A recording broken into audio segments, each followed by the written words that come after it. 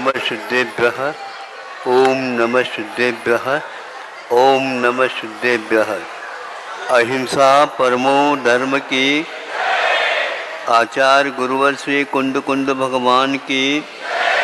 आचार्य गुरुवर श्री ज्ञान सागर मुनि महाराज की जय। संत श्रोमणी आचार्य गुरुवर श्री विद्यासागर महामुनि राज की, मुनि सत्संग की।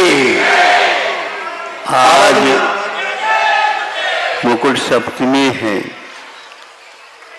आज एक भव्यात्मा ने अपने जीवन में अद्भुत साधना करके केवल ज्ञान को प्राप्त कर अब शरीर को यहीं पर छोड़ करके मुक्त हो गए। वे पार्श्वनाथ भगवान सब लोगों के लिए कल्याणकारी हो। उनके नाम स्मरण से हमें बहुत कुछ मिल जाता है, शेष कुछ बचता नहीं है। उनकी साधना ऐसी थी, उसको देख करके सब लोग एक प्रकार से अपने स्वभाव का चिंतन कर लग जाते हैं। उनका तो उद्धार हुआ ही, उन्हें मुक्ति मिली। किससे मुक्ति मिली? इस शरीर से मुक्ति मिली है। यह शरीर ही संसारी जीव के लिए कष्टदायी है।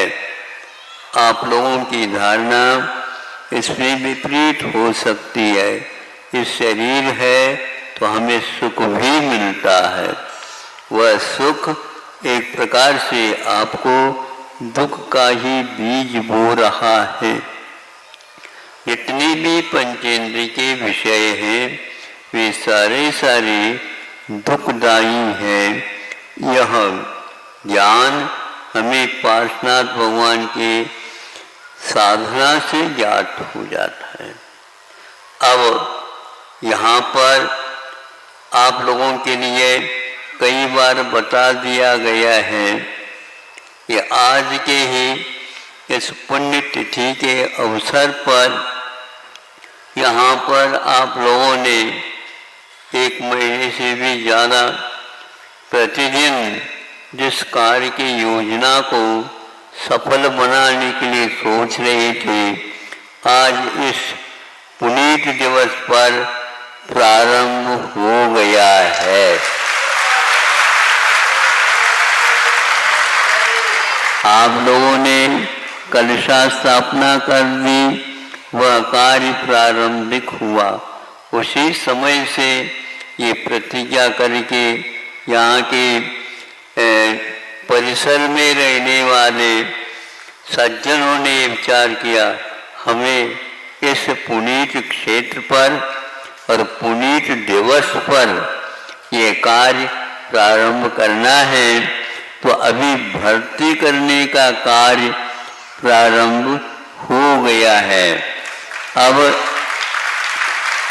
इसके लिए आवेदन पत्र सैकड़ों आ गए हैं।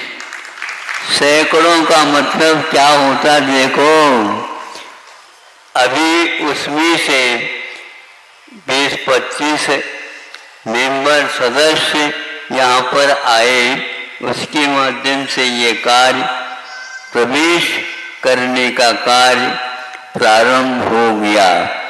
इसका अर्थ यह है आप माला फेर लीजिए और जल्दी जल्दी जिन्होंने आवेदन पत्र भरा है उन सबको यहाँ पर बुला लिया जाए।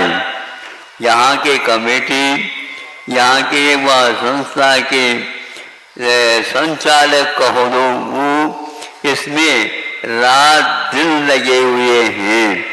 उन तक अपना संपर्क स्थापित करके उन्हें प्रोत्साहित किया जा रहा है और इस कार्य से बहुत सारे पुरुष वर्ग और महिला वर्ग लाभान्वित होंगे। उस लाभान्वित में आप सब लोगों का तन से, मन से, वचन से और जो कोई भी शक्ति आपकी धन से लगा करके इस कार्य को एक बार प्रारंभ करना ही है। यह हो जाएगा तो एक प्रकार से क्रांति से आएगी। हमारा कर्तव्य अपने जीवन में क्या है और अगले जीवन के लिए भी हमें क्या भूमिका बनाना है, कौन से बीज बोना है। आषाढ़ में धरती को तैयार करता है किसान, श्रावण में उसकी बोनी हो जाती है, फिर फसल अपने अपने अवधि के अनुसार तैयार करके उसको घर तक पहुंचाया जाता है अथवा खलियान तक पहुंचा दिया जाता है। इसी प्रकार इस कार्य को सफल करके इन लोगों को अपने अपने परिवार के साथ अपने पैरों के ऊपर खड़े होने का अवसर इससे उनको अवश्य मिलेगा। प्रभु से प्रार्थना करता हूँ, यह प्रायोगिक कार्य बहुत ही दुर्लभता से यहाँ पर हुआ है। प्रवचनों में, उपदेशों में, लेख मालाओं में तो हम ये कार्य बहुत बार कर चुके हैं, लेकिन उससे कुछ भी नहीं होता, क्योंकि जिस व्यक्ति के लिए आप धार्मिक बनाना चाहते हो तो उनके लिए योग्य जीवन में जो आवश्यक है उनको भी प्रदान करना होगा। जब तक बच्चे को दूध नहीं पिलाएंगे तो वह विद्यालय तक जाएगा कैसे। तो एक बार ये लोग कोशिश करके इस कार्य को सुन करके उन्होंने सोचा कि हम इस पुनीत कार्य में अवश्य भाग लेंगे और बहुत जल्दी जल्दी हम भावना करते हैं इन लोगों को जिस कार्य के लिए इन्होंने आवेदन दिया उसमें सफलता पूरी मिले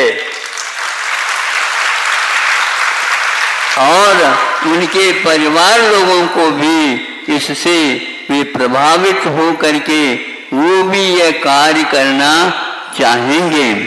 एक उदाहरण के लिए हमारे पास कि जबलपुर मड़ियाजी में कुछ लोगों को प्रशिक्षित होने के लिए बुला लिया गया था और उनमें से एक दो व्यक्ति ऐसे तैयार हुए वे आज 50 महिलाओं को तैयार करके उनको अपने पैरों पर खड़ा कर दिया गया है।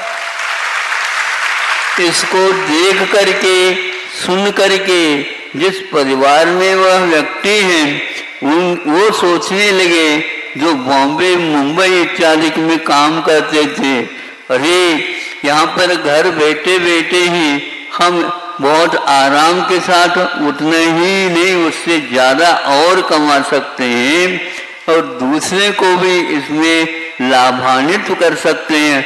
तो वहाँ मुंबई छोड़ करके यहाँ पे पुणे आ गए हैं। इससे आप देख लो इस कार्य में एक व्यक्ति सफलता पाता है तो 50 ने सैकड़ों लोग अपने पैरों पर खड़े हो जाएंगे।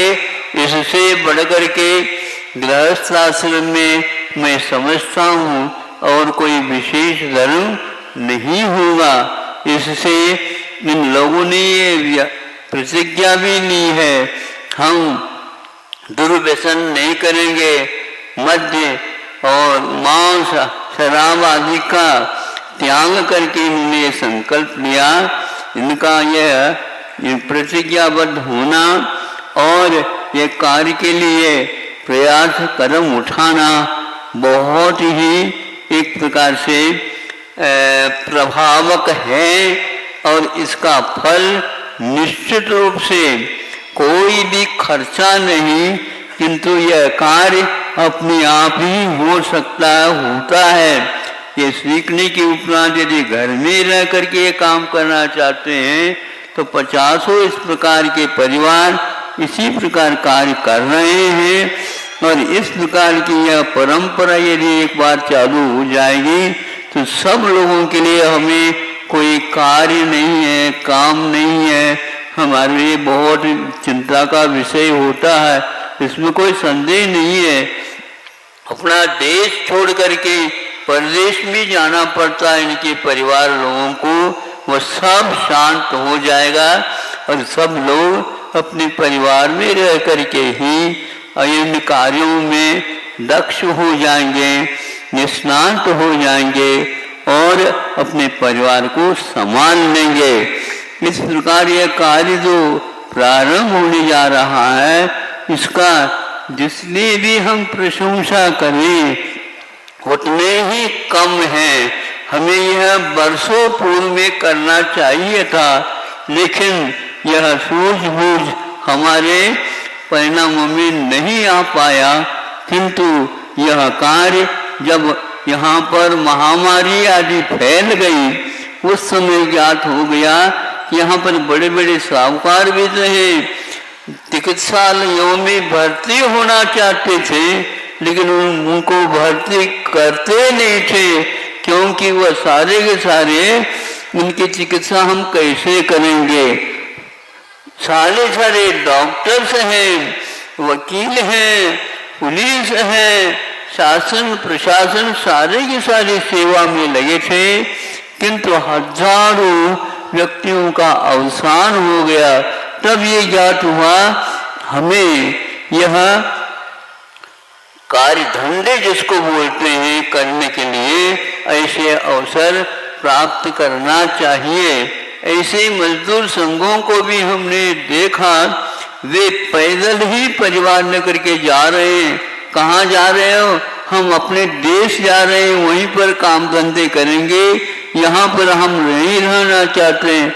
ऐसे व्यक्तियों को देख करके ऐसा लगता था यह एक कार्य बहुत आवश्यक है। कृषि आदि करना, इस प्रकार के हस्तशिल्प आदि का कार्य करना एक प्रकार से सात्विक जीवन जीने के लिए एक बहुत प्रशस्त रास्ता है, मार्ग है। आप लोगों को हमारी भावना है बहुत जल्दी जल्दी सफलता प्राप्त हो, क्यों नहीं हो। जिस दिन पार्शनाथ भगवान को सफलता मिली है तो आप लोगों को इस सफलता क्यों नहीं मिलेगी। उनके इस अच्छे क्षेत्र का यही एकमात्र महाप्रभाव है, हमें यहाँ तक बुलाया और ये काल प्रारंभ हो गया। मुझे इस बात की बड़ी खुशी है, जिन्होंने इसमें परिश्रम किया और परिश्रम करने की प्रतिज्ञा ली है उनको भी मैं विशेष रूप से आशीर्वाद देता हूँ। तो इस प्रकार का आदर्श काम आप लोगों ने प्रारंभ किए। मैं तो केवल प्रवचन दे करके ही खाली बैठने वाला हूँ, लेकिन आप लोगों ने इसको मूर्त रूप दे दिया। इसके लिए मैं बहुत बार बार आप लोगों के लिए आशीर्वाद देता हूँ। बार बार का एक बार भी आशीर्वाद पर्याप्त होता है। इसी प्रकार कार्य करने की दक्षता रखने वालों की संख्या भी बढ़नी चाहिए। इनको यदि भर्ती कर रहे हो तो उससे पहले आप लोगों को सब कार्यों से विराम लेकर के इसमें लगना है और उस लगने से अवश्य इसमें सफलता मिलेगी। इतने ही कह करके आज का यह कार्यक्रम बहुत सुंदर हुआ और प्रभु के चरणों में पूजन हुई, दर्शन हुए, धारा हुई, मूलियाँ हुई और हाँ सब सम्मिल से की रचना हो गई। यह सब वहाँ पर प्रयोग से जो करते थे वह यहाँ प्रत्यक्ष जैसे लग रहा है। अहिंसा परमो धर्म की जय लो। आचार्य भगवान विद्यासागर जी महामुनि राज जी की। उठना नहीं अभी कोई। आज देखिए आचार्य श्री जी की